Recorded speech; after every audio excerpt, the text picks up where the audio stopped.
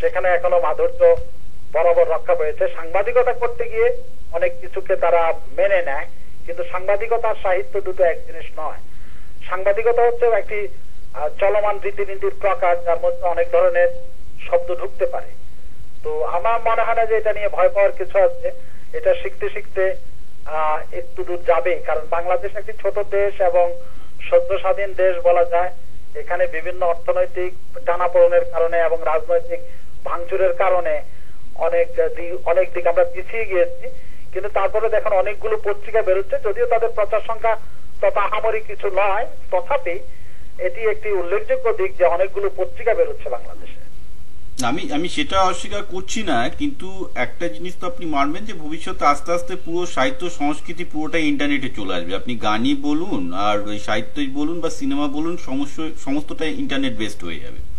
এবং এটাও আপনি জানেন যে ভবিষ্যতে এই যে একটা এস্টাবলিশড বাংলা মিডিয়াম, যেটা যে একটা আপনি যে আনন্দবাজার গ্রুপের কথা বললেন বা প্রথম আলো গ্রুপের কথা বললেন, এরকম কিছু থাকবে না। ক্রমশ জনগণের তৈরি গান, জনগণের তৈরি সাহিত্য, জনগণের তৈরি সিনেমা, জনগণের তৈরি নাটক লোকে ক্রমশ বেশি দেখা শুরু করবে যত বেশি এই সোশ্যাল মিডিয়ার দিকে আমরা এগিয়ে যাব। এখন এই যে সোশ্যাল মিডিয়াটা উঠে আসছে এবং আমি বলবো যে আমেরিকাতে এর ভালো রকমের প্রকোপ টের পাওয়া যাচ্ছে, তো এই সোশ্যাল মিডিয়ার দিনে একটা জিনিস তো কোনো অস্বীকার করার কোনো উপায় নেই যে সেক্ষেত্রে যে বাংলাটা আমরা দেখবো সেই বাংলাটা হবে জনগণের বাংলা। এবং সেখানে যদি জনসাধারণ যদি বাংলা ভাষা নিয়ে সচেতন না হয় এবং জনসাধারণের মধ্যে যদি বাংলার জ্ঞান যথেষ্ট না থাকে এবং তাদের বাংলা প্রীতি যদি যথেষ্ট না থাকে, সেক্ষেত্রে আমার মনে হয় না যে বাংলার ভবিষ্যৎ খুব ভালো হতে পারে। আমি দুটো উদাহরণ দিচ্ছি। একটা বড় উদাহরণ হচ্ছে, আমি কর্ণাটকের একজন বিশিষ্ট কথাশিল্পী যে কৃষ্ণমূর্তির কথা বলছি।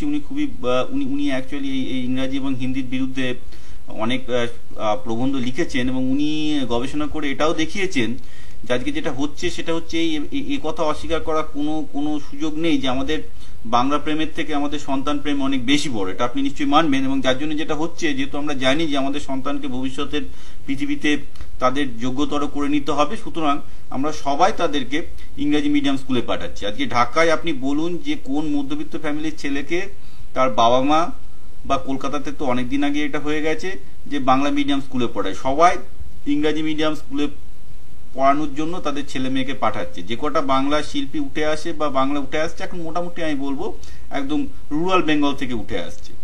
অর্থাৎ যতদিন যাবে এবং আমরা দেখবো যে আমরা গ্লোবালাইজেশন বা বিশ্বায়নের সাথে নিজেদেরকে জুড়ছি, বাংলাকে তো জুড়তে হবেই, না হলে অর্থনৈতিক উন্নতি সম্ভব না।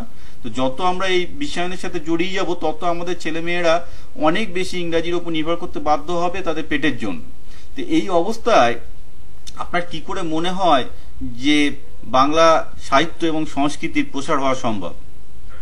আমি আপনার এই কথার সাথে দ্বিমত পোষণ করছি এই কারণেই, দেখুন পৃথিবীর কথা, বাংলা পূর্ববঙ্গ এবং পশ্চিমবঙ্গ বা এখন বাংলাদেশের উচ্চবিত্ত বা মধ্য উচ্চবিত্তের ছেলেরা স্কুলে বিদেশি পড়াশোনা করছে বা ইংরেজি মিডিয়ামে পড়ছে, এটা সত্য। কিন্তু তাদের মধ্যে থেকেই কিন্তু ভালো ভালো ছাত্র বেরিয়ে আসছে যারা পরবর্তীতে বাংলায় অবদান রেখেছে। আপনি যে কোনো প্রতিষ্ঠিত লেখকদের মধ্যে কিছু কিছু লেখক আপনি পাবেন যারা ছোটবেলায় কিন্তু ঠিক ইংরেজি মিডিয়ামে শুরু করেছিলেন, কিন্তু ইংরেজি মিডিয়ামে ধরে রাখতে পারে নাই। তারা যখন বাংলা সাহিত্যের স্বাদ পেয়েছে, এখন সেক্ষেত্রে আজকে জীবিকা নির্বাহের কথা চিন্তা করে পিতামাতা তাদেরকে ইংরেজি স্কুলে পাঠাচ্ছে। কিন্তু ইংরেজি শেখার বাইরের যে 6 ঘন্টা বা 4 ঘন্টা যতক্ষণে তারা শিখছে, তারপরে বেরিয়ে আসার পর তাদের যে মুক্ত পৃথিবী, সেই পৃথিবীটাতে কিন্তু বাংলা বিচরণ করছে। ডাক্তার বানানোর জন্য বাবা মা ছেলেকে ডাক্তারিতে পড়িয়ে দেয়, কিন্তু বেরোবার পর দেখা যাচ্ছে সে ডাক্তার আর ডাক্তার থাকছে না, হয়তো রাজনীতিবিদ হচ্ছে, অথবা দেখা যাচ্ছে যে সে ব্যবসা ভালো করছে, সে ব্যাংকার হচ্ছে বা অন্য কিছু হচ্ছে। ইংরেজি মিডিয়ামের স্কুলগুলোতে ঢুকলেই যে সবাই যে ইংরেজিতে চলে যাবে তা না, কিন্তু আর সবাই ইংরেজি মিডিয়ামের সুযোগ পাচ্ছেও না। আর সুযোগ পেলেও ইংরেজি মিডিয়ামে যতখানি পড়াশোনা করুক না কেন, জীবন বা এবং তার চারপাশের যেটা 24 ঘন্টার যে জগৎ, সেই জগৎটা বাংলারই জগৎ। এবং সেই জগতে আপনি বলতে পারেন সেখানে বিভিন্ন জিনিস ঢুকতে পারে।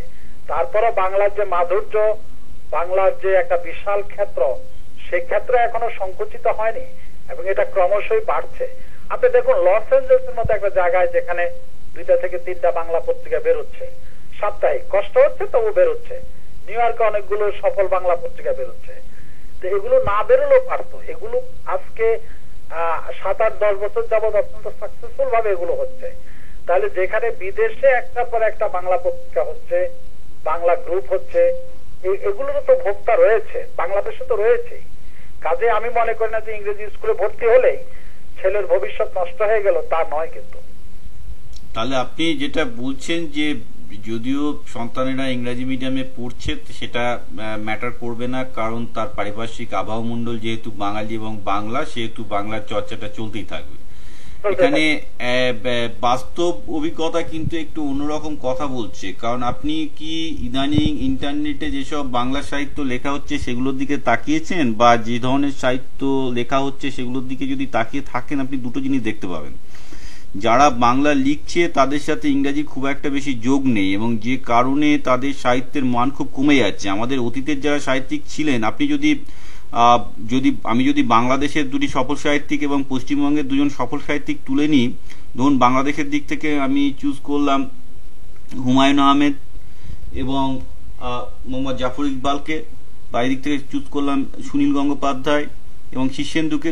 এদের মধ্যে একটা কমন জিনিস আপনি দেখতে পাবেন যে এদের প্রত্যেকে কিন্তু ইংরাজিতে এবং ভীষণ স্ট্রং, এবং এদের মধ্যে একমাত্র শীর্ষেন্দুকে বাদ দিলে বাকি তিনজনই আমেরিকায় একটা দীর্ঘ সময় কাটিয়েছেন এবং ইংরাজির সাথে এদের নিবিড় যোগাযোগ ছিল, কিন্তু তারপরেও তারা বাংলাটা ভালো শিখেছিলেন। আমি যেটা অবাকভাবে লক্ষ্য করছি, এটা আগে বাংলা ইংরেজির এই ডিভিশনটা ছিল না। আপনি একটু লক্ষ্য করবেন যে এখন যারা বাংলা সাহিত্য চর্চা করছে তাদের মধ্যে ইংরাজির জ্ঞানটা অতটা নেই, এবং যাদের মধ্যে ইংরাজির জ্ঞান আছে তারা বাংলা লিখতে পারছে না। তো এটা তো আমার তো মনে হয় এটা দীর্ঘদিন ধরে হয়ে আসছে। আপনি যদি বাংলাদেশে আরেকজন প্রখ্যাত লেখক সৈয়দ ওয়ালিউল্লাহর কথা চিন্তা করেন, তিনি ইংরেজি সাহিত্যে যেমন পাণ্ডিত্য ছিলেন তেমনি ফ্রান্সের ভাষাও শিখেছেন। তিনি ফরাসিতে তিনি তার শেষ জীবন কাটিয়েছেন।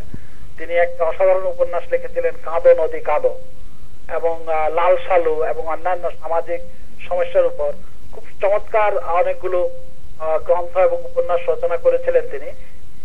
আপনি মাইকেল মধুসূদন দত্তের জীবন যদি দেখেন, ইংরেজি সাহিত্যে বেশ অনেকখানি এগিয়ে গিয়ে তারপর তিনি বললেন যে সতত হেনত তুমি পড়ো মোর মনে, সতত তোমার কথা ভাবি এ বিরলে, এবং তিনি আবার টানাপড়নের কারণে তিনি আবার বাংলা সাহিত্যে প্রবেশ করলেন বা বাংলায় চলে এলেন। এটা হয়। আর যারা ইংরেজি সাহিত্য জানে সত্যিকার অর্থে তারা কিন্তু আন্তর্জাতিকতা পায় এবং তাদের ভিতর অনেকগুলো দুয়ার খুলে যায়। সে কারণে একজন ইংরেজি জ্ঞান সম্পন্ন লেখক বাংলা সাহিত্যকে অনেক বেশি দিতে পারে। শুধুমাত্র বাংলা জ্ঞান সম্পর্ক বাংলা জ্ঞানে যারা জ্ঞানী তারা কিন্তু বাংলা সাহিত্যকে ততখানি আলোকিত করতে পারে না। কাজে ইংরেজি সাহিত্য বলতে বা বিদেশি সাহিত্য বলতে সব সাহিত্য থেকেই কিছু না কিছু নির্দেশ নেওয়া যায় এবং সেটা বাংলাকে সমৃদ্ধ করবে। বিষয়টি হচ্ছে যে সে কিভাবে জিনিসটাকে গ্রহণ করছে। এখন গ্রহণ করার জন্য আন্তর্জাতিকভাবে ইংরেজি জানা বা ইংরেজি সাহিত্য জানা ভালো। আজকে জার্মানের একটি ভালো গ্রন্থ 1 সপ্তাহের মধ্যে সেটা ইংরেজিতে অনুদিত হচ্ছে। ঠিক তেমনি যদি কেউ সুইডিশ একজন লেখকের ভালো লেখা প্রকাশিত হয় এবং সেটা যদি গ্রহণযোগ্য হয়, সাথে সাথে সেটা ইংরেজিতে অনুবাদ হচ্ছে। কাজে ইংরেজির সাথে বিরোধিতা করা যাবে না। ইংরেজি সারা পৃথিবীরই ভাষা হয়ে যাচ্ছে। একজন সুইডিশকে ইংরেজি শিখতে হচ্ছে, একজন জাপানিজকে ইংরেজি শিখতে হচ্ছে আন্তর্জাতিকতার কারণে। সীমাবদ্ধতা ভাঙতে গেলে ইংরেজি লাগে। কাজে ইংরেজির সাথে আমার মনে হয় জাপানিদের যেরকম বিরোধিতা, সুইডিশের যেমন বিরোধিতা, জার্মানির যেরকম বিরোধিতা, ঠিক তেমনি বাঙালিরও হয়তো বিরোধিতার কথা ভাববেন। কিন্তু ইংরেজিটাকে আমরা যদি বাদ দিতে যাই, যেমন কোন বাঙালি ওরকম আগ্রহ নিয়ে জাপানিজ শিখবে না বা ওরকম আগ্রহ নিয়ে আরবি শিখবে না। ইংরেজি শেখার মধ্যে শিখাটা হচ্ছে আন্তর্জাতিকতা পাওয়া বা একটি বিশাল কিছু দুয়ার খুলে দেওয়া। যেমন আমি যখন ইন্টারনেটের সামনে বসি তখন আমি পৃথিবীর সবকিছুকে পাই। ইন্টারনেটকে পাওয়ার জন্য না, আমি পৃথিবীকে পাওয়ার জন্য ইন্টারনেটের কাছে যাচ্ছি। কাজে ইংরেজিতে যদি কেউ শিখতে চাচ্ছে বা ইংরেজিতে যদি কেউ পড়াশোনা করে বা ইংরেজি জানতে চায়, সেটা কিন্তু বাংলার জন্য একটা সম্পদই বয়ে নিয়ে আসবে। কারণ সে লোকটা পৃথিবীর সমস্ত কিছুর স্বাদ নিচ্ছে।